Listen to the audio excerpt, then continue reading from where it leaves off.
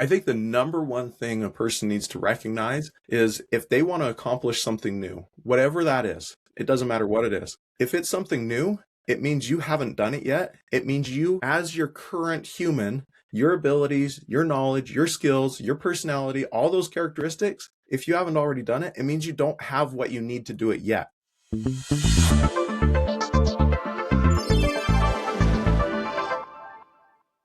Perfect. Hey everyone, I'm Jason McKenzie. I'm a serial entrepreneur. I've had successful ventures, I've had failures, and then the worst part is I built myself into a cage where I thought I was successful in business, but I was trapped. And now I've figured out how to undo that through changing the way I see the world, think, speak, and I'm sharing that so that other business owners can get unstuck as well. That's powerful, man. That's powerful. So you say successes and failures. What do you think? Like a success to failure ratio? What, like a 1 to 100 or something? 1 to 10? What do you think? Well, I'm definitely not up to 100 startups yet, so I don't think my Okay. ratio is quite there. But I've definitely also had some terrible crash and burns. Mm, And that's one of the things that I think many people don't think that it's okay to have a failure in business because I'm starting this business to be successful, to make money, to provide for family. And when it doesn't go that way, people start to look inward and they're like, what's wrong with me? Why am I messing up?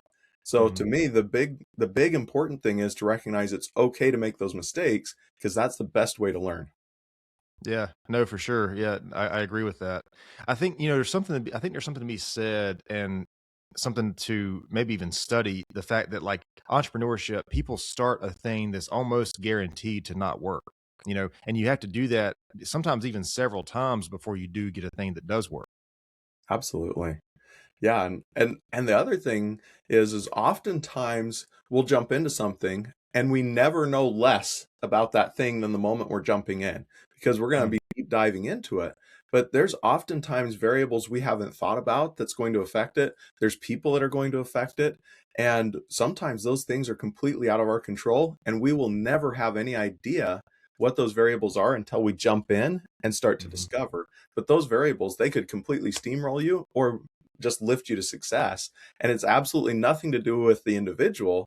It's oftentimes some of those circumstances around them. Mm. Yeah, yeah, that's a good point. I think I've brought this up a couple times on the podcast, but that's one of the reasons Marcus Aurelius and those guys talk about. We visualize success, which is obviously beneficial, but visualizing how you can fail is just probably as equally as important, if not more, because you have to be not aware of those things, but you have to be maybe and not even plan, but just plan how you can react to some of those, unfortunate or unforeseen things, which I know you can't think of all of them, but I think just those sort of moments that maybe do challenge you, like how can you react to those challenges if they were to come up? Oh, for sure. Yeah. Yeah. I don't want to I don't want to advise anyone to get stuck in the analysis paralysis because Mm, thinking about the failure scenarios can often lead to that. And we got so right. scared, like, oh my goodness, I could lose everything. Well, yeah, that's probably never going to happen. So don't get stuck in that. Also take action. But it is to start good to look around, kind of open that vision up and say, what are the possibilities? What are some of the different directions this could go? And how would I plan to readjust if it does start going off the rails? Yeah, yeah, for sure. So with you being in this space and you kind of had, some failures and some successes, what do you think is something that you maybe that you wish you would have known when you started, that maybe what was that failure ended up being a failure, and then you had the success? What was something that maybe would have been beneficial to know that you didn't know at the time that you started these things? That's really good. And one of the successes, I don't know why it stuck in my head this morning, but there was a small startup that I was a part of, and this startup had a couple of investors in it. And when those investors came in, everything seemed good at the beginning, but then one of the investors literally went crazy. That's the best way I can describe it. And Mm, started he was yelling at public locations because he was so angry about things. And the crazy thing is there were multiple big companies looking to buy this small startup, and he would have cashed out massive return, but he just got so emotional about something that he literally at one point yelled in a public place that he didn't care if it killed the CEO. He was hoping to put him behind bars. and the CEO Hmm. had done nothing wrong. I'm like, that is so wild. So for me, I wish that I had realized earlier on that all of these things, all of the hard things, all of the experiences that don't go the way we want are just stepping stones to build us up to our best self. Because I started questioning, what am I doing wrong? Why do I have these problems? What's going on? And I started blaming myself and thinking that I was the cause, when Hmm. really it's just the roadmap. Like, you've got to go through the boring desert sometimes of life as you're driving along, and it's not always as fun as you want it to be, but you want to get to where your goals are, and you got to pay that price. For sure. Yeah. No, yeah, it's interesting, man. I always think when I see people sort of in those spaces, like an investor, I'm assuming they have capital that they can invest into projects, which means they probably have not necessarily expendable, but at least capital to work with. And I always question like how when a person sort of reacts like that, how do they get to that spot? Because I don't feel like being able to get to that spot financially or any other success. It's almost like you had to be a certain type of person to attain that. So I always get curious when I see people maybe react that way, sort of in those positions. And you see it too with other executives. I'm like, man, how did this person? Let's assume that they graduated or sort of climbed to this position. How did that happen? If this is sort of the emotional intelligence that maybe is the word to use, yeah, that this person has. I mean, it's interesting to me.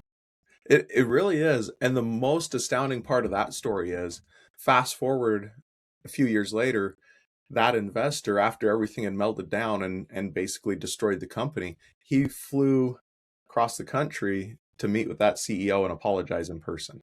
Mm, And so I have no idea what else was going on in his life that could have right. led to that circumstance. I just simply don't know. But I know that he must have been going through terrible experiences himself to be acting in that way, because later on he's doing everything he can to try and fix what he had broken.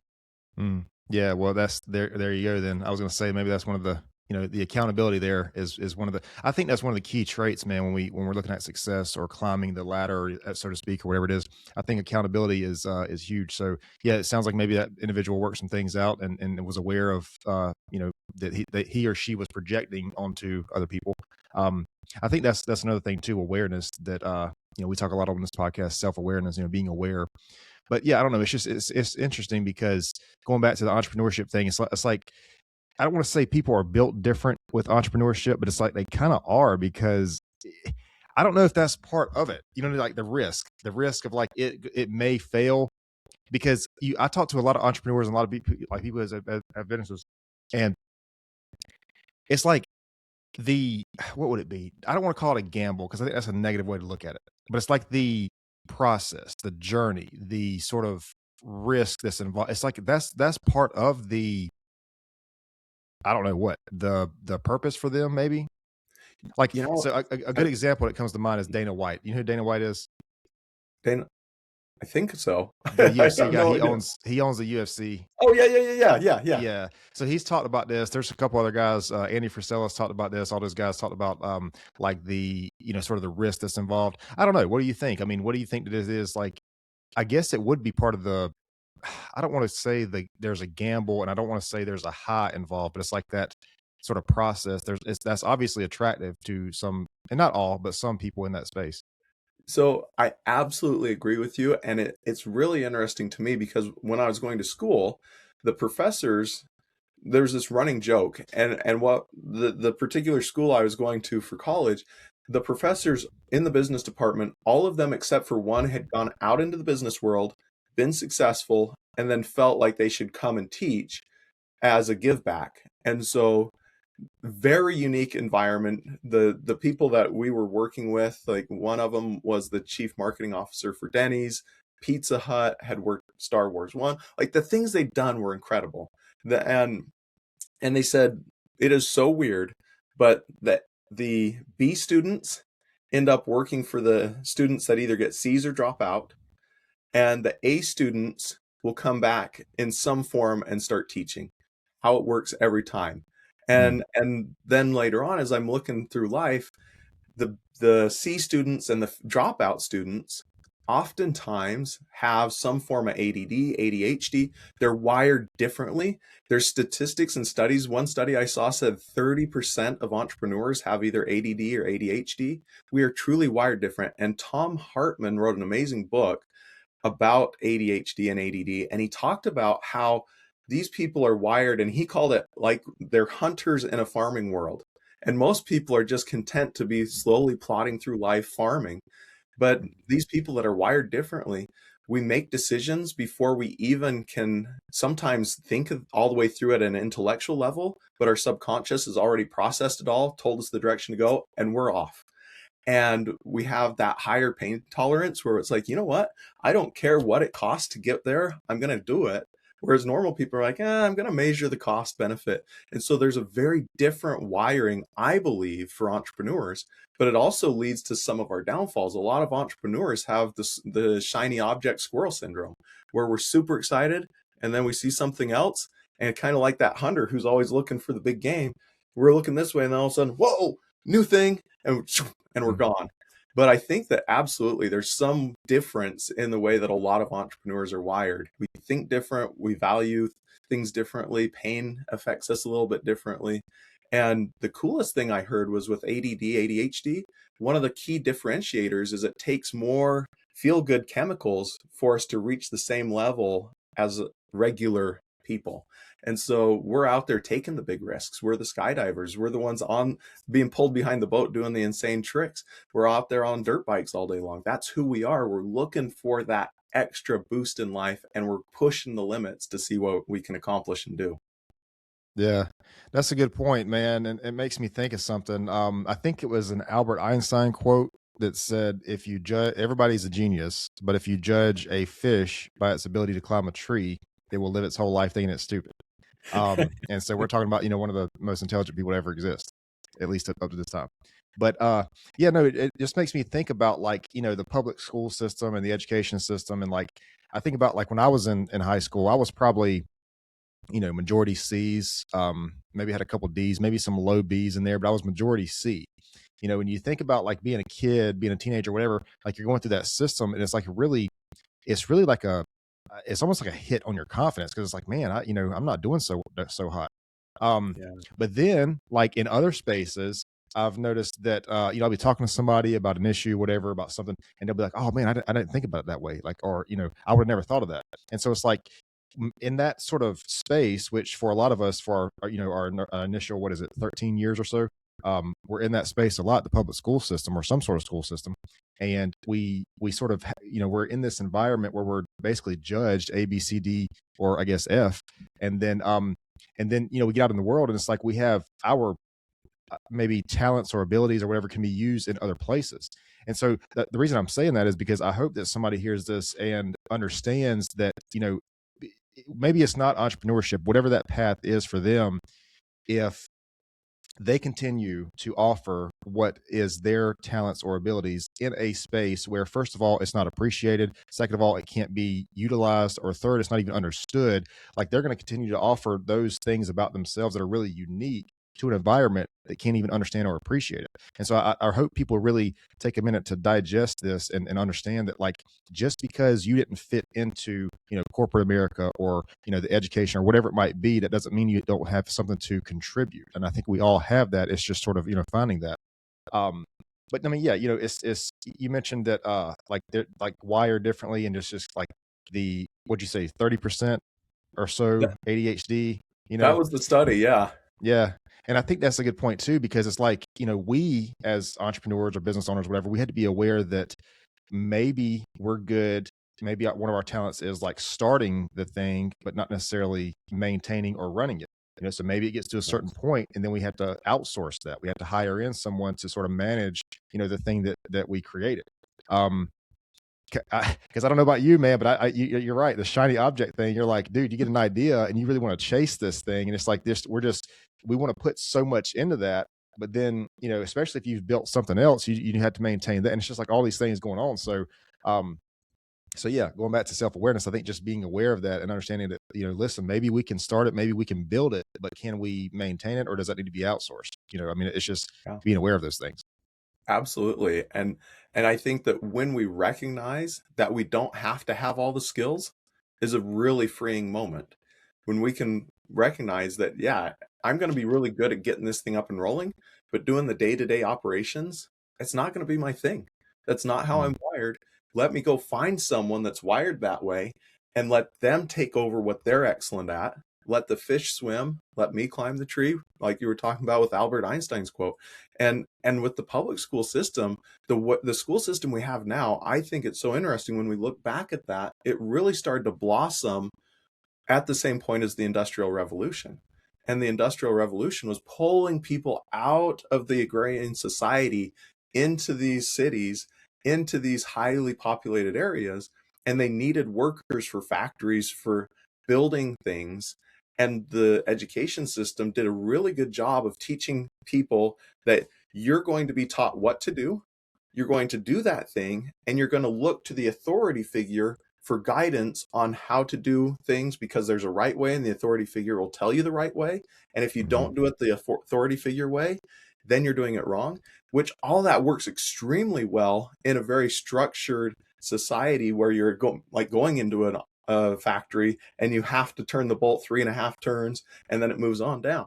But for the entrepreneur, that's not, again, how we're wired. So recognizing that the school system we have today was truly built to create factory workers, not to create innovators, not to create the creators that are making the world work.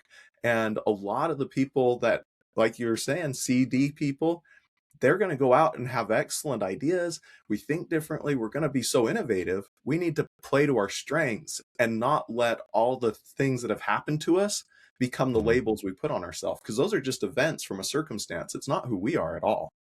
Yeah. Yeah. I think another thing too to be aware of, this is something I really had a problem with. Um, you know, I think just because we are wired to think about creativity and work and, sort of progress, productivity, it doesn't mean everybody else is wired that way, which is okay. I mean, they're wired for other things. They have other things that are maybe as important to them as that is to some, some people. And that was one of the hardest things I had to learn, especially as especially like hiring people, building a team. I'm like, okay, I remember that, like, that was sort of the initial sort of, I guess, one of a breakthrough point. I was like, listen, I was, conversation with myself. I was like, listen, like, leading a team and leading yourself are going to be two different things. Like, Yeah. when I come in and I do this thing, it's going to be different than if somebody else does it. And I mean, you just have to be aware of that. And that kind of goes down the path of leadership and all that.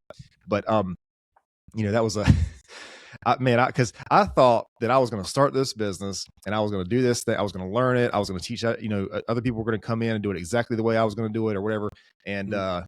it just doesn't work that way. I mean, you can train your team, and there are good people that can join your team that will be beneficial for it. But it's just I don't know that. I think what some entrepreneurs have an issue with is like outsourcing. We were talking about outsourcing some of those things. I think they have a problem with that because they're so sort of attached to the way that they would do it.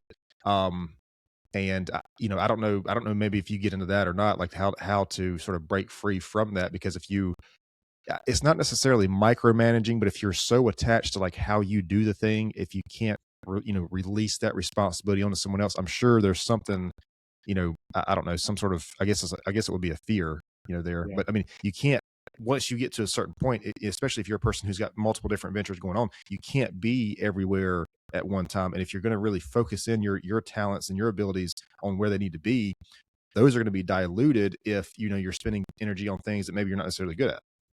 Oh, 100%. That was a problem I ran into. And I see, like you were saying, lots of entrepreneurs have that same issue. And one of the key things for me that allowed me to start to break that apart was the recognition that all humans are wired differently. They're not all Jason. So, both on the customer side, I don't need to be selling to myself. Who I'm selling to is not going to be me most of the time. They have different values, they have different things they care about, they have different things that they want. They want served a certain way, they want a certain price point, and that's totally different than me because they're not an entrepreneur like me. They just want someone to come take care of the problem. Same thing on the employee side. There's no more Jasons out there. Nobody's wired like me. No one can do the work like me. And it's really good because If I hired another me, there'd be two of me fighting to do the same work and avoiding the same work.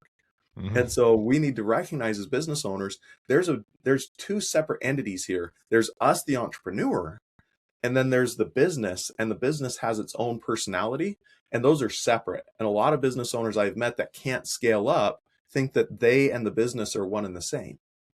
But the Mm. best way to break that belief down is, when was the last time your business sat on the couch watching a show? It doesn't do it. It's always Yeah. me, the individual, does that. The business doesn't sit on a couch watching a show. So therefore, there are some differences in the characteristics. The business doesn't go to the gym and work out. That's totally separate. That's my characteristics. So if we can separate and say, here's the characteristics of the business, here's what makes the business unique, then you start to identify the soul and the brand and the personality of the company. And then you can bring other experts in that match those characteristics to do work. And as a business owner, they won't do it my way, but they will do it the business way. And that's more important. And then, like you were saying earlier with that fish and climbing a tree analogy, they're going to be excellent at the job that needs done. So I Mhm. have graphic artists on staff that can run circles around me on skill in the graphic art world. And I trust them more than I trust myself, and they know the brand. And so now I can give them that graphic design type work and trust they'll do it. But if I hired somebody and they don't know how they should act, they don't have the skill to do the job, they don't know what's expected, it's only going to lead to fires. So I think you're Mhm. totally right. We've got to really make that separation in order to really reach success. Yeah. Yeah, I think the problem I think with that, a lot of people, especially the solopreneurs and all that, it's like it's almost like their brand is them. Like with a coach or I would even think maybe like I'm thinking like maybe a private attorney or something like that. Their reputation is like how they win the case or whatever. Mhm. A lot of their businesses or their service is sort of attached to who they are or how they do things. Yeah. But I don't know. I guess maybe in those spaces when it's those, kind of one man shows or those, whatever, that it would be how I guess that it would be how they do their job would be sort of the brand. And then I guess maybe some of their identity would be, involved in that too. Like I'm just thinking about like a personal trainer or a fitness trainer. A Mhm. lot of what they do is going to be sort of blended with their own identity as far as like fitness and health, and that kind of thing. Um, Yeah, and I think about like a finance advisor or something. A lot of that's going to be blended into sort of their. I mean, so I don't know. I kind of agree with the fact that like I think that we should be. I think we need to be careful when we put identity into our work. You know what I mean? Oh, Like yeah. we are who we are because of what we do. I think that's a bad way to look at it. I think Yep. that we do what we do because of who we are. And I know maybe those sound like the same thing, but it's not necessarily the same thing. And I think that the reason that I think that is because the work, the business, the outside thing can like fail, cannot succeed. And Yeah. so if we link who we are to that, then that's sort of extrinsic, I guess, validation. And I think that's a dangerous way to look at it. Right. Yeah. Because as soon as the variables in the outside world change, we no longer have that identity piece, and it can Mm, rock us to the sender, because then we've built up our identity based on external input. And as soon as input changes, we no longer have our identity anymore. And that I've seen that definitely rock some people. I know a guy who had a job and they laid him off. And that job was a major chunk of his identity. And he went through all kinds of mental issues because he had intertwined the job and his own identity so deeply he didn't know how to be himself without his job. And mm. that's a terrible place for anyone to be in. You know what I just thought about? I've never actually thought about this. When you ask a lot of people like what they do for work, like what are people might say, I do XYZ, or people might say I am XYZ. Like Oh I man. do financial advising or I am a financial advisor. That's Right. something I'm really going to be aware of that from now on when I ask people like what. And I'm thinking about when people ask me like what do I do? How have I responded to that? Hmm. That's Wow. interesting. That's an interesting one. That's man. I'm going to be thinking about that now. Yeah, that's a major insight. That one little word can give you such a clue as to how someone's thinking. Mm, What a way to be aware of other people's mindset just by the words they're using. yeah. Yeah. I don't know, man. Like it's crazy because it's like there's a science, I guess, maybe, or a fine line between like putting that much of yourself into your work and not letting it consume you. Because I do think that entrepreneurship or any sort of, we're talking a lot about entrepreneurship, but I think a lot of this can be sort of used, in other places. The career, entrepreneurship, whatever it happens to be for you, it's like that is going to take a lot of work and it is going to take like diligent effort. But I think people have this idea that it's supposed to be like brutal and just absolutely, the hardest thing, whatever. I think there's a difference in working hard and working in something that is maybe misaligned with who you're supposed to be. Like I think that I don't know, I guess maybe the best sort of entrepreneurs and the best people who are successful in their career is when it is something that is aligned. And that sounds simple. It sounds simple to pursue something that I don't want to say you're passionate about. I think that gets overused, but something that you're aligned with. It sounds simple, but unfortunately, there's a lot of people who are working in exactly the opposite direction of that. Yeah. And I think a big part of that can also come down to mindset, because I know there's been times where I've had W-2 jobs and I was like, man, I'm doing so amazing in this job. I'm learning all these things. A couple weeks later, same job. I'm still practicing and learning all these skills, and I'm walking into it dreading it because my mindset has shifted. That's the only thing. And so I think we get either the challenge, like you've got as a great example is a sports team. Sometimes it's soul crushing for those players to be out on the field when they're just getting dominated and they're just getting mopped from one side of the field back and forth and just totally getting toasted in the game. And that's soul crushing. But when you play a team that's better than you, you're also experiencing new things and having growth and having new skills being instilled into you because you're being pushed and stretched further than you ever have before. And so I think oftentimes that overwhelm, that depression, that frustration, those negative emotions come when, from our perspective, we're saying, I want to be over here and I don't see how my actions are getting me to where I want to be or what I want to do. But when we look at it and we're like, oh man, this is really challenging, but it is leading me towards my end game, then rather than being soul crushing, it's like that, like this challenge is going to give me more energy because I know if I push through, I'm getting closer. And so Mm. there's a huge shift that happens within ourselves when we feel either, like you're saying, aligned that it's going to take us there, or misaligned, it's not going to take us there. Yeah. Yeah. Really good point. And I use sort of that same, understanding with fitness. With fitness, fitness is a really easy way to understand this, but also with entrepreneurship, with building your career, it's like it's almost like you have to be more dedicated to the process than you are the end goal. Yeah. Because man, if you're looking at that goal that's like miles and miles away, and you're doing all these things every single day, you're doing the right things, that's discouraging for anybody. And I think that whether it's a coach or a trainer or whoever, the best ones know how to motivate their clients. And even if it's your team, if you're an entrepreneur who has a team, you know how to motivate these people with sort of these incremental achievements. Because if a person wants to lose like 50 pounds, first of all, that means they have the 50 pounds to lose. So that seems like it's far off. And if we're going to Right. sit there, like I tell people to stay off the scale, the scale goes up and down, it fluctuates, whatever. But it's like, like, if you think about that, that is way more intimidating versus saying, okay, this week I'm going to the gym for 4 days. I'm going to go to the gym 4 days this week. That's a much more, digestible goal versus like, let's lose this 50 pounds. Um, and I don't know, you could take that same sort of that same framework and apply it to everything that we're talking about here. But I think being dedicated to that process it sort of helps you be more resilient along the path, so that it's almost like the goal happens as a byproduct because you're focused on, the process, the path. Absolutely. Yeah. A few weeks ago, I realized I needed to write another book, and I'm a few thousand words in, but it's this idea of time and life management where, exactly like you're talking about, one of the sections is we're talking about this idea of how when we obsess over the end game, a few things happen.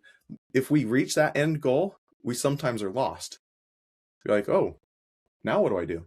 But if we break it down, like you're saying, into those small incremental steps, we're getting that reward, that dopamine hit, whatever you want to call it. We're getting that every time we do one of those steps. So if your goal is going to the gym 4 times a week, hey, I'm 25% of the way done. This is freaking amazing. I did it again. I'm halfway done, 3/4. Yes, I did it. Every single time you go, you're getting a reward for going.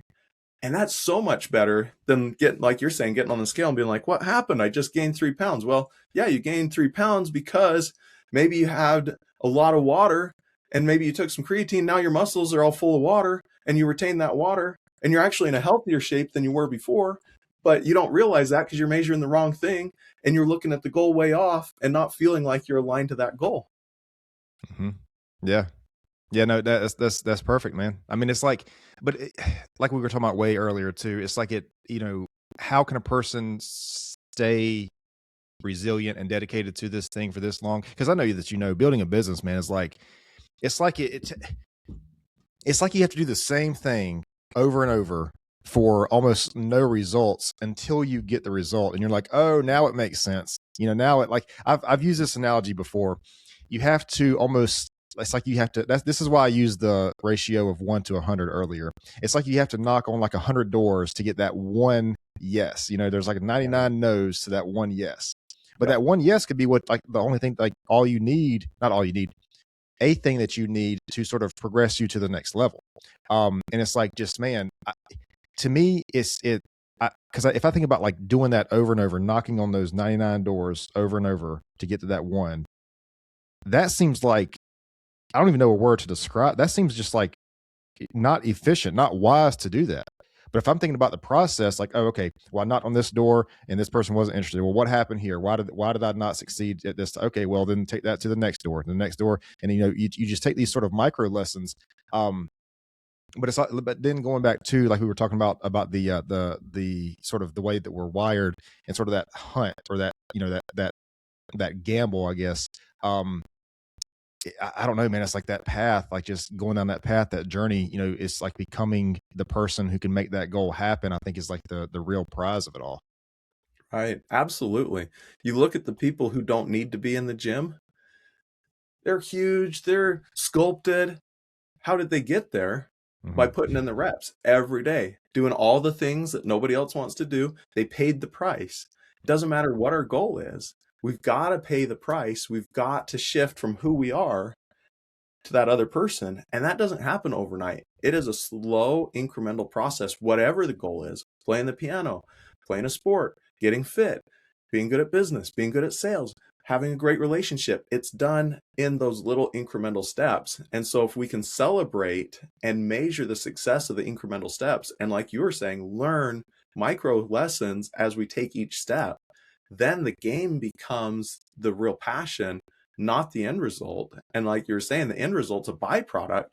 And we're like, oh, we're here. Oh, that's cool. Well, let's keep going. Let's keep playing the game, because the fun's in the game, not the result. Yeah, yeah. And I just want to throw this in there too. When you see those people in the gym that you're talking about, or when you see those people, in that with that company or that executive office, whatever it is, those people will not stay at that spot unless they continue to do the things that got them there. They're not going to, you're not going to stay. Cause this is my thing. And I truly do believe this, whether it's a business, whether it's your health, whether it's something that you've built.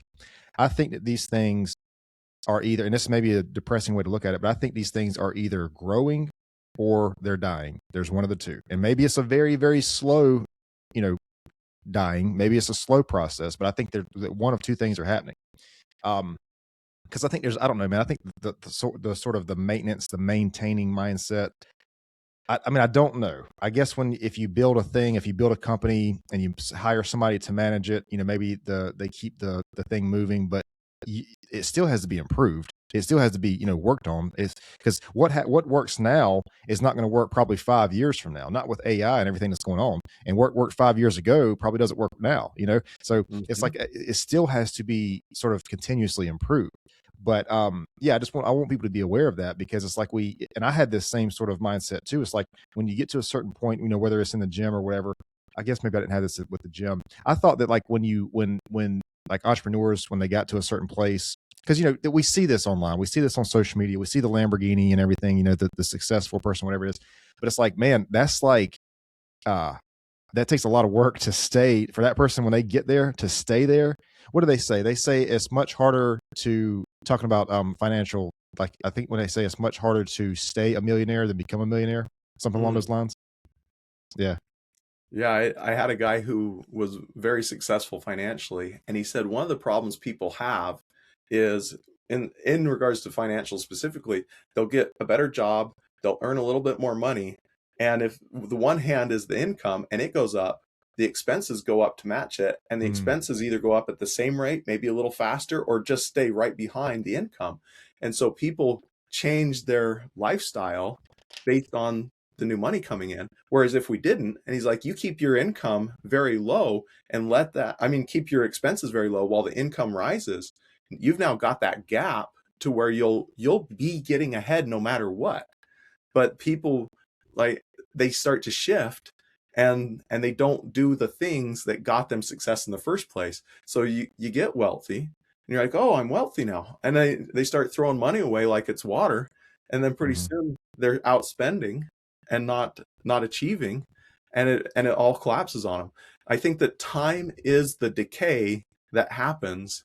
And so if we're not actively working on something, not actively putting in the reps, whatever it is, time decays that, so that we move from the peak back, like you were saying, towards either falling apart or not being efficient, not being good at it. It just decays us. So we have to be continually building and working on whatever it is. You look at homes, they'll fall apart over time. We build a home, it doesn't last forever. You build a road, it doesn't last forever. Time decays everything. So we have to have continual maintenance and focus on it to keep it at its peak. Yeah, yeah, for sure. What do you think about, because we're talking a lot about, I guess maybe what it takes to make all this stuff work. What do you think about like the sense of overwhelm or like burnout or like, you know, because I think what we're talking about, first of all, I didn't realize this. I realized this, I learned this last year sometime, that burnout is like a clinical thing. Like you can there is clinical burnout that a person can go, I guess, to a psychiatrist or whatever, and they can be diagnosed. I think this is how it works with clinical burnout. Now, I don't know, they don't, maybe there's not a prescription for it, but there's a thing that a person, like there's clinical, there's I need to fact check this because I want to make sure I'm saying this correctly, but I think there's three different ways. There's like the burnout where you're not getting enough return, and then there's burnout where you're simply doing too many things. But then there's also underwhelming burnout where you're not doing enough that you maybe could potentially do.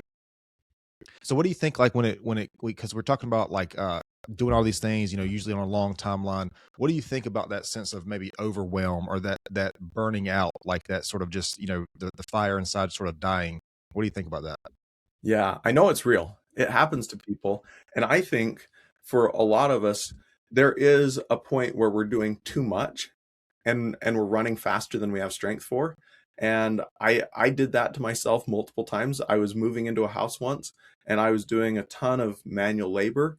And that week, I think I worked 94 hours, and there was not enough sleep happening. And I was heading on a trajectory towards burnout. And it was simply, I was doing more than my body could sustain over a long period of time. Fortunately, I course corrected and didn't have to keep going on that trajectory. But then there is, like you were saying, that other burnout where we don't get fulfillment. And that's for me, in my perspective, I'm no psychiatrist, I'm no psychologist, but for me, in that perspective, we're again misaligned. And we're like, I'm putting in all this work, I'm not getting a good return on it. And or I have all these other values and things I want to be doing, and I know I'm neglecting those, and that's being painful to me. And that pain is turning into this burnout where I'm thinking to myself, I'm not living the life I should be living because of X or because of Y. And maybe we're dedicating so much time to the gym and not seeing a return that we're like, I'm just burned out of working out. I'd rather go have fun, quote unquote fun. And we don't Hmm. feel that sense of fulfillment and fun. And so we're like, I'm giving it up. And rather than giving it up, what we need to do is we need to assess ourselves and say, what is it that gives me fun? What Hmm. is it that's fun? Why is going to the gym not fun? Why is it that sitting around and eating potato chips is fun to me? What is that about that? And figure those things out about ourselves. And I think we can kind of course correct. The craziest burnout, though, is the one where you do nothing. And I met a guy several years ago. He was on living in subsidized housing and had a number of things given to him. And I walk in and I met him, became friends with him, and he literally would sit on his couch all day. Hey, what you doing today? Oh, I got all kinds of stuff happening and just trying to live and trying to keep up with everything. And he'd make these generic statements of how he was doing all this stuff, but he never got off his couch. And all the stuff he had to do was like, well, I have to get out of bed, sit on the couch, eat food, watch TV. That was basically his whole life. And yet he was so burned out that he was overwhelmed by doing those few things because he actually didn't have anything to live for. And I think the hardest work we can do is rest. Because if we rest too much, there's no break from it. And so if we think that work is going to be too hard, so we're always resting, we have no way to rest from resting. And so then we're like, oh, life is no fun. It's so boring. It's so stupid, but I don't want to work because that's too hard. Humans are made to work. We are made to create. We're made to build things. We get a lot of satisfaction from that. So that act of getting up, using that energy and going out and chasing something gives us so much to live for and will, I think, cure a lot of that burnout from nothing. Yeah, no, for sure. While you were talking, I looked this up because I wanted to make sure I was correct, and I was not correct. I was mistaken because it says burnout is not considered a formal clinical. I looked this up Oh, with okay. Brock. Burnout is not considered a formal clinical diagnosis in major diagnostic systems like the DSM-5. Here, I'm gonna screen share this with you because I want to make sure I'm being accurate here with this. Let me see screen. And anybody watching can look at this too. Those listening, I want to read it off. Not all of it. Can you see this? There it is. Yep.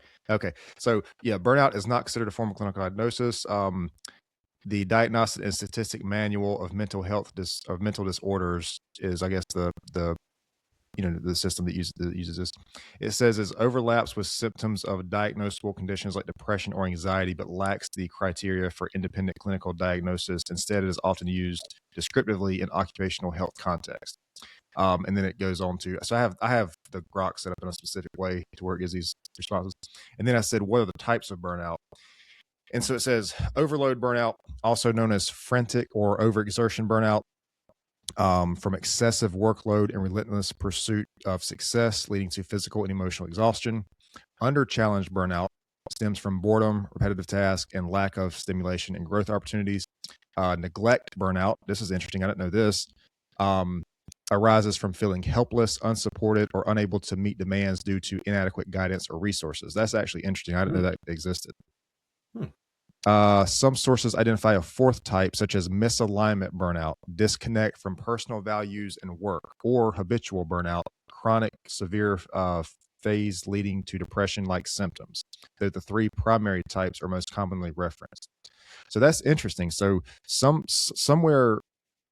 So neglect. So it says arises from feeling helpless, unsupported, or unable to meet demands due to inadequate guidance or resources. I think, man, that's probably what it seems like. I think that would be maybe like in the initial stages, what keeps a lot of people sort of like from progressing that thing. You know what I mean? Because like, I don't know if this was your experience or not. I experienced this to some degree, and I know a lot of people experience this to a worse degree than I did. But like when you want to start a business, man, sometimes there's people around you who are like, wait a minute, what are you doing, man? You're going to lose all your money. Like this isn't going to work, whatever. Like, and I think that's important, to be aware of that. Like what we just talked about is like, that could be a form of burnout. But it's also too, saying that, going way back to what we were talking about, being sort of wired differently and being misaligned. This is my thing. Okay. Like maybe it doesn't work out. Maybe it's not going to be whatever, but like, would you rather fail at something that you are passionate about and aligned about, or would you rather succeed at something that is like draining your soul? I mean, can we like really ask ourselves that question? I think that's the question to ask. Exactly. 100%. I'm learning how to play chess right now. Not really ever played it before. And the app I'm using that teaches me how to play chess, it keeps track of my wins and losses. If I only played to win, I'd suck at life and I wouldn't enjoy chess.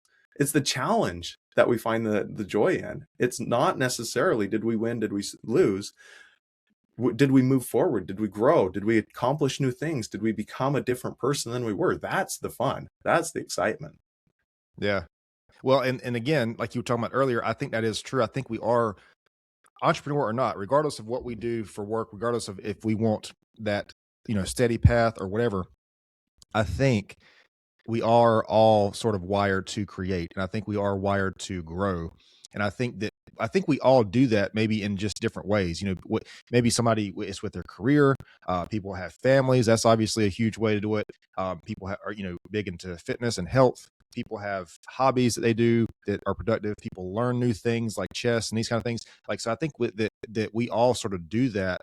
Even if we're not aware of it, we are sort of continuously improving or learning something. And man, I've noticed this recently. Like, I've always been a person who likes to, I don't really read as much as I probably would like to, but I do like to learn new things. And with AI, it's like, I have to be careful because I will go down a rabbit hole, like just like what we talked about, like just like now with this burnout thing. I went in and I typed in, what is this? And then like, that'll just lead to more and more questions. And I'll sit there and I'll spend like a lot of time just like typing in like other questions, just to go down this. Cause I don't know, there's something captivating about that to me, to learn a new thing like that, to learn this information or whatever it is. And so, yeah, I don't know. I think we're all, just to go back to what I was saying, I think we're all wired that way. And I think also to bring up AI, I think it's like easier now than it's probably ever been. We have podcasts, we have YouTube and everything, we have AI. So like, it's probably easier for us to learn these things. Oh, for sure. Yeah. And going back to that idea of failure, growing up, I had this friend and we would play basketball all the time, and group bunch of us. He would wear this shirt and he wore it forever until he wore it out. But the shirt said, "You miss 100% of the shots you don't take." Mm-hmm. So to me, that's where, like, did I really fail? What's the definition of failure? For me, the definition of failure is not trying or giving up. As long as we're still learning and growing and we keep pushing on something, we haven't failed yet. We're still in that process of learning. Maybe we didn't reach our goal in the timeline we set. Is that a failure? Or did we just misjudge how much effort it would take? Yeah. Well, I got to wrap up in a couple minutes, but speaking of failure, and I know this is probably, man, this is such a pat question. I apologize. It just came to my mind. Like, I had to ask this. So you said that you had some things fail, you had some things succeed. Could you, like, if you would could you boil it down to maybe like a handful of things that would like help, that you would think would push a person towards success rather than failure? Like, so for example, if somebody were to ask me this, I would probably say, one of my answers might be, one of the best ways to not fail at a thing is, like we were talking about earlier, to be more dedicated to the process than the end goal, to focus on becoming the person who can make the goal happen, that kind of thing. So I'm not asking maybe for like specifics, just like in general, that, because we talked a lot of topics today, entrepreneurship and fitness, career. Maybe what can a person do sort of across these different areas? Like, what do you think? What is it that, what just comes to your mind that would like maybe help a person succeed rather than Absolutely. fail? I think the number one thing a person needs to recognize is, if they want to accomplish something new, whatever that is, it doesn't matter what it is.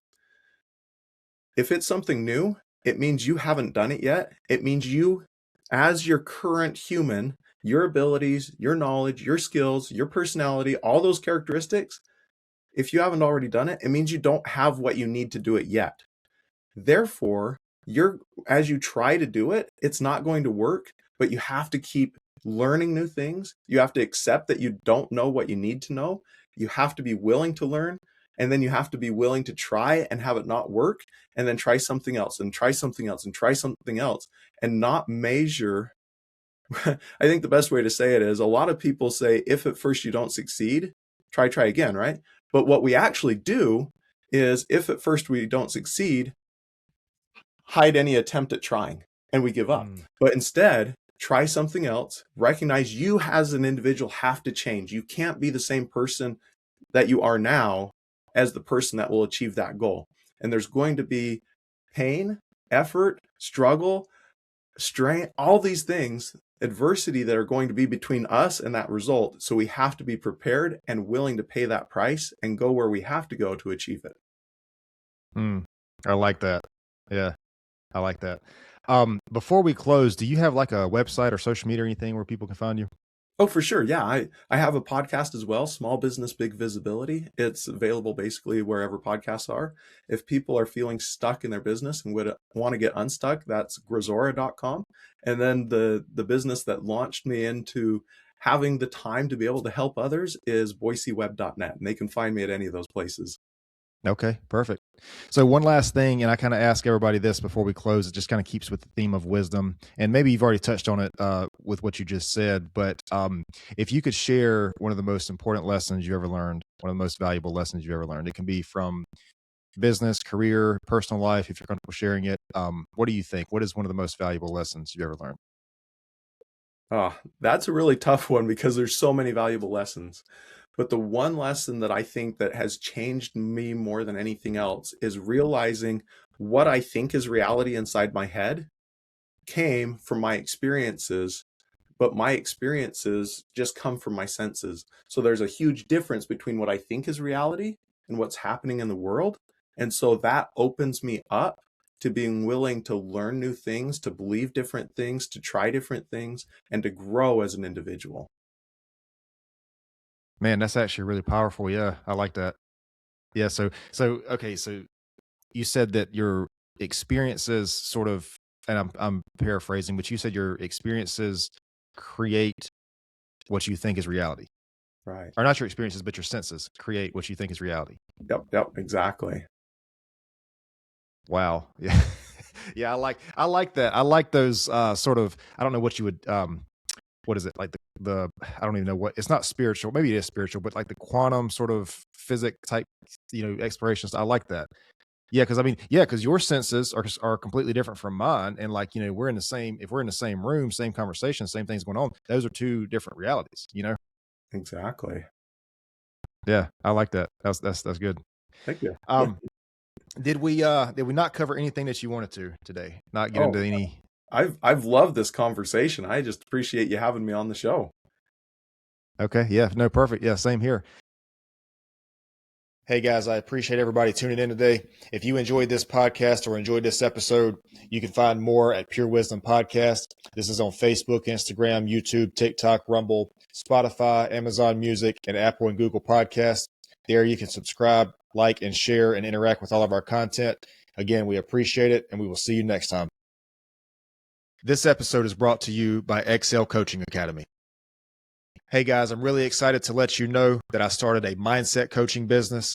So what I want to do with this business is I want to help entrepreneurs, business owners, salespeople, leaders, and fitness enthusiasts or athletes develop the right mindset to increase revenue, improve business or performance, and overcome the challenges needed to become the best version of themselves.